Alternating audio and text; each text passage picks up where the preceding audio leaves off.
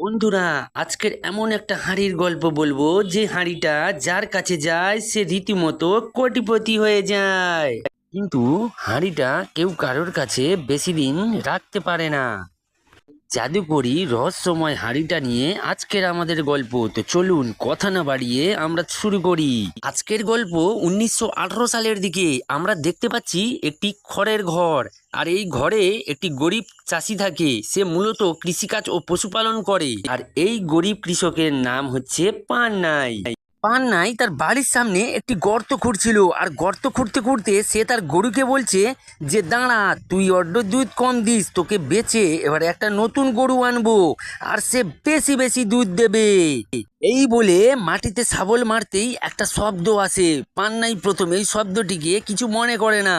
পুনরায় শাবল মারতে একই শব্দ আসে। তখন পান্নাই দু হাত দিয়ে মাটি সরিয়ে দেখে যে হাঁড়ি। দেখে খুব অবাক হয়ে যায়। আর ওপরে নিয়ে এসে ওই হাঁড়িটিকে যখন পরিষ্কার করছিল, তখন পান্নাইয়ের কাছে একটি বাচ্চা মেয়ে দুধ আনতে আসে। পান্নাই ওই হাঁড়িটিতে গরুর দুধ দোয়। তারপর ওই বাচ্চা মেয়েটিকে দুধ দিয়ে অবশিষ্ট দুধ রেখে দিয়ে পুনরায় গর্ত করা শুরু করে। এক সময় দেখা যায় যে দুধ গড়িয়ে গড়িয়ে পান্নাইয়ের পায়ের কাছে এসেছে। আর পান্নাই দেখে খুব অবাক হয়ে যায়। মাথা তুলে যখন দেখে চোখ কপালে ওঠার মতো। পান্নাই দেখে যে ওই পিতলের হাঁড়িটিকে একটি হাঁস ফেলে দিয়েছে আর সেখান থেকে দুধ গড়িয়ে আসছে অনবরত। বাড়িতে থাকা সমস্ত খালি হাঁড়িগুলো পান্নাই দুধ ভরছিল। কিছুতেই ওই হাঁড়ি থেকে দুধ শেষ হচ্ছিল না। তারপর সে এক সময় ওই হাঁড়ি থেকে পুরো দুধটাই ঢেলে দেয়। দেখে যে ওই হাঁড়ি থেকে দুধ পুরো খালি হয়ে গেছে।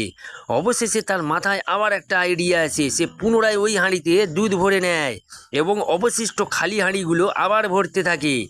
যতই ভরতে থাকে কিছুতেই শেষ হচ্ছিল না। তখন পান্নাই বুঝে নেয় এই হাঁড়ি একটা মামুলি হাঁড়ি নয়, এটা একটা জাদুর হাঁড়ি। আর রাতারাতি পান্নাইয়ের ভাগ্য খুলে যায়। পান্নাই ওই জাদুর হাঁড়ি পেয়ে রাতারাতি খুব ধনী হয়ে ওঠে। আর গ্রামের মানুষের একটা মনে সংশয় জাগে যে কি এমন পেলো বা কি করলো পান্নাই এত রাতারাতি বড়লোক হয়ে গেল। তখন ওই গ্রামে দুটি চোর পান্নাইয়ের ঘরে একদিন চুরি করতে ঢোকে। আর চুরি করতে এসে চোর একটি সিন্দুক দেখতে পায়। সিন্দুকটিকে খুলতেই দেখে ভিতরে একটি হাঁড়ি ছাড়া আর কিছুই নেই। তখন একটি চোর বলে জিতলের হাঁড়ি নিয়ে কি করব। আরেকটি চোর তখন বলে এটা মামুলি হাঁড়ি নয়, তাহলে পান্নাই কেন এটিকে ভিতরে রাখবে।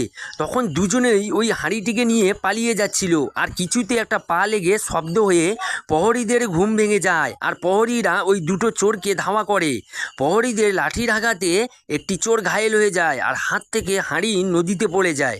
প্রহরীরা তো চোর দুটিকে ধরে কিন্তু হাঁড়িটিকে কিছুতেই পায়নি। এরপর আসে 1999 সাল। এই যে ছেলেটিকে দেখতে পাচ্ছি এর নাম রাহুল। রাহুল একটি মধ্যবিত্ত বাড়ির ছেলে। রাহুলের বাবা মা অফিসের কাজ সেরে বাড়িতে ফিরে দেখে রাহুল একটি সামনে গাছ নিয়ে বসে আছে। রাহুলের বাবা রাহুলকে বলে যে বাবা তুমি গাছ নিয়ে বসে কেন। তখন রাহুল কথার উত্তর দেয় যে বাবা এটা একটা মামুলি গাছ নয়, তুমি দেখবে এক সপ্তাহ পরে এই গাছে থেকে টাকা ফলন দেবে। তখন রাহুলের বাবা বলে যে গাছে থেকে কখনো টাকা ফলে না। তার উত্তরে রাহুল বলে যে তুমি জানো না বাবা, তুমি দেখবে কয়েকদিন পরে টাকার ফলন দেবে আর তুমি তখন হাত খরচের জন্য আমার কাছে পয়সা চাইবে। এখন যে লোকটিকে আমরা দেখতে পাচ্ছি ইনি হচ্ছেন এই গ্রামের রাইস মিলের মালিক রায়েতা। রায়তা বসে বসে বিড়ি খাচ্ছিল। তখনই একটা লোক আসে আর রায়তাকে বলে আরে আপনার এই অবস্থা কেন। তখন উত্তরে বলে আরে আমার এমন অবস্থা হবে না, আমার এত পয়সা থেকে আমার ছেলেমেয়েরা আমাকে গুরুত্বই দেয় না, আমাকে তাচ্ছিল্য করে। দাঁড়া, আমি একটা ওদের শিক্ষা দেব। তুই এখন একটা গ্রামের খবর ছড়িয়ে দে যে আমাকে কেউ কিডন্যাপ করে নিয়ে চলে গেছে। এই কথা বলতেই লোকটি বলে হ্যাঁ আপনি চিন্তা করবেন না, আমি এখনই গ্রামের লোককে বলে দিচ্ছি যে আপনি মারা গেছেন। তোরে রায়তা বলে যা বাবা, আমি বললাম কি আর এ কি বলে। আচ্ছা যাই হোক, যাই করুক। এই কথা বলে রায়তা দেখতে পায় যে একটা ডুগডুগি বাবাকে। বাবাকে জিজ্ঞাসা করে, আরে তুমি এখানে কি করছো? উত্তরে ডুগডুগি বাবা বলে যে আমি একটা নতুন মন্ত্র শিখেছি, এই মন্ত্র আমি চায়ের ওপরে প্রয়োগ করছি। উত্তরে রায়তা বলে, আরে চায়ের ওপরে প্রয়োগ করবে কেন? আমি একটা জলজ্যান্ত মানুষ থাকতে তুমি আমার ওপরে প্রয়োগ করো। উত্তরে ডুগডুগি বাবা বলে যে দেখুন, এতে কিন্তু আপনার কিছু হয়ে যেতে পারে, তখন আমায় দায়ী দেবেন না। রায়তা বলে, এই নিয়ে তুমি চিন্তা করো না। রাহুল তার গাছের টাকার আশায় সে তার বাবা মাকে বিরক্তি করে চলছে। এমনকি সে যখন খায় সেই গাছের সামনেই খায় আর ঘুমিয়ে পড়ে সেই গাছের সামনেই। একদিন সকালে রাহুলের চিৎকার চেঁচামেচিতে রাহুলের বাবার ঘুম ভেঙে যায়। রাহুল তো বেজায় খুশি, কারণ রাহুলের গাছে একটা 100 টাকার নোট ফলেছে। এই দেখে রাহুলের মা তো অবাক হয়ে যায়। তারপর রাহুলের বাবা রাহুলের মাকে বলে, আরে ওই টাকাটা আমি রেখেছি, কেননা রাহুলের পাগলামি দূর করার জন্য। রাহুলকে আমরা একটি বিরিয়ানি দোকানে দেখতে পাই। সে বলছে যে কয়েক দিন ধরে আমি বিরিয়ানি খাবো বলছি, মোটেই টাকা দিচ্ছে না। এবারে দেখলি তো টাকা কিভাবে আদায় করতে হয়। তখন ওই বিরিয়ানি দোকানে একজন বলছে, হ্যাঁ বুদ্ধিটা তো দারুণ, কিন্তু দিয়েছে কে দেখতে হবে তো। এরপর আমরা মাসা নামে একটি মেয়েকে দেখতে পাই, আর তার পাশে একটি ছোট মেয়েকে যে দেখতে পাচ্ছি ওর নাম আকসারা। আকসারা মাসার ছোট বোন। মাসা আকসারাকে নিয়ে এসেছে এই দোকানে বিরিয়ানি খাওয়ার জন্য। আকসারা বলে যে স্কুলের ফিজ বাকি, জুতাটাও ছিঁড়ে গেছে। তখন মাসা বলে যে এতই চিন্তা করছিস কেন, আগে খেয়ে নে, তারপরে যা হয় দেখা যাবে। আর ঠিক তখনই বিরিয়ানি দোকানের বাইরে গ্যাঞ্জাম শুরু হয়ে যায়। একজন দৌড়ে এসে বিরিয়ানি দোকানের মালিককে বলে যে রায়বা মারা যাওয়ার কারণে তার ছেলে বাইরে গ্যাঞ্জাম করছে। আর তখনই বিরিয়ানি দোকানের মালিক ভিতরে থাকা সমস্ত কাস্টমারকে চলে যেতে অনুরোধ করে।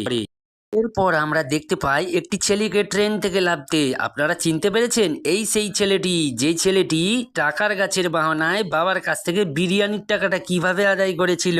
থেকে নেমে কিছুটা যেতেই রাহুলের সাথে টিটির দেখা হয় এবং টিটি রাহুলকে টিকিট চাইছে। আসলে রাহুলের কাছে টিকিটই ছিল না। রাহুল তখন 2000 টাকা টিটিকে ঘুষ দেওয়ার চেষ্টা করছে। আর ঠিক সেই সময় মেয়ে আসে আর বলে, আরে কি করছিস, এই তো আমার কাছে টিকিট। এই বলে টিটিকে টিকিট দেখিয়ে দেয় আর তারা ওখান থেকে বেরিয়ে পড়ে। পর রাহুল মেয়েটিকে ধন্যবাদ জানায়, আর তখনই মেয়েটি রাহুলের পকেট থেকে 2000 টাকা বের করে নেয় আর বলে যে দেখ, 5000 টাকার ব্যবধান আমি 2000 টাকায় করে দিয়েছি। এই বলে সেখান থেকে পালিয়ে যায়। এরপর আমরা দেখতে পাই একটি মেলা বসেছে, আর সেই মেলায় অনেক রকমের খেলনা আছে। আর রাস্তা দিয়ে একটি ছেলে সাইকেল চালিয়ে যাচ্ছিল ডিম নিয়ে।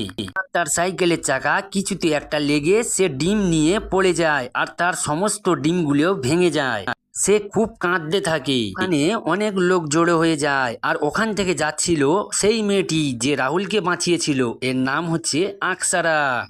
আকসারা বাচ্চা ছেলেটিকে বলে যে তুমি এত কাঁদছো কেন? তখন বলে যে আমি কাঁদবো না, আমার এতগুলো ডিম ভেঙে গেছে, মালিক আমায় পেটাবে। তখন আকসারা ব্যাগ থেকে কিছু টাকা বের করে ছেলেটির হাতে দেয় আর বলে তোমার মালিককে কিছু ক্ষতিপূরণ দিও। আর এই দেখে পাশে থাকা সমস্ত লোক ছেলেটিকে আরো কিছু টাকা দেয়। এরপর আমরা দেখতে পাচ্ছি বাচ্চা ছেলেটিকে একটি জায়গায় বসে থাকতে, আর পাশে একটি মহিলাকে দেখতে পাই। এই সেই মহিলা, নাম হচ্ছে মাসা। এরপর বাচ্চা ছেলেটি মাসার দিকে টাকা বাড়িয়ে দেয়। এর থেকে বোঝা যাচ্ছে এই সব প্ল্যানিং মাসারই। মাসা টাকাগুলো গোনার পর বাচ্চা ছেলেটিকে বলে, আরে আজ এত কম কেন? তখন উত্তরে বাচ্চা ছেলেটি বলে, আমায় তুমি সন্দেহ করছো? ঠিক সেই সময় ওখানে চলে আসে আকসারা আর তার মাথায় একটা চাটি মারে, বলে আরে কে কত টাকা দিয়েছে আমার হিসাব আছে। ঠিক তখনই বাচ্চা ছেলেটি পকেট থেকে টাকা বাড়িয়ে দেয় আর বলে যে তোমরা আমার সাথে এটা ঠিক করছো না। বন্ধুরা, এই যে আকসারা আকসারা বলছি, এই আকসারাকে চিনতে পারছেন? সেই বিরিয়ানির দোকানে ছোট্ট মেয়েটি। এবারে নিশ্চয়ই মনে পড়ছে। এত বড় হয়ে গেছে, এরা মূলত চুরি করে বেড়ায়। দেখতে পাচ্ছি রাহুলের বাড়িতে রাহুলের বার্থডে সেলিব্রেট হচ্ছে, আর এখানে উপস্থিত আছে রাহুলের বন্ধু। রাহুলের বন্ধুর গার্লফ্রেন্ডকে একটু উল্টাপাল্টা বলে, আর যখনই বলছিল সেই মুহূর্তে সেখানে চলে আসে আর সে রেগে গিয়ে ওখান থেকে চলে যায়। তখন রাহুলের বন্ধু খুব রেগে যায়, রেগে গিয়ে রাহুলকে বলে, সালা আমি এমন একটা মেয়ে পটালাম আর তুই 12টা বাজালি, বলে সেখানে থাকা কেক নিয়ে তার গোটা মুখে মাখিয়ে দেয়। এরপর রাহুল ওয়াশরুমে চলে যায়, আর ঠিক তখনই রাহুলের গার্লফ্রেন্ড সেখানে আসে। এই মুহূর্তে সেই ডুগডুগি বাবা রাহুলের বাড়িতে আসে। আছো, আমায় একটু সাহায্য করো, তাহলে তোমাদের কল্যাণ হবে। আর মানুষের কথা শুনে রাহুলের গার্লফ্রেন্ড ওখানে কাপড় জামা রেখে দিয়ে সে দৌড়ে পালিয়ে যায়।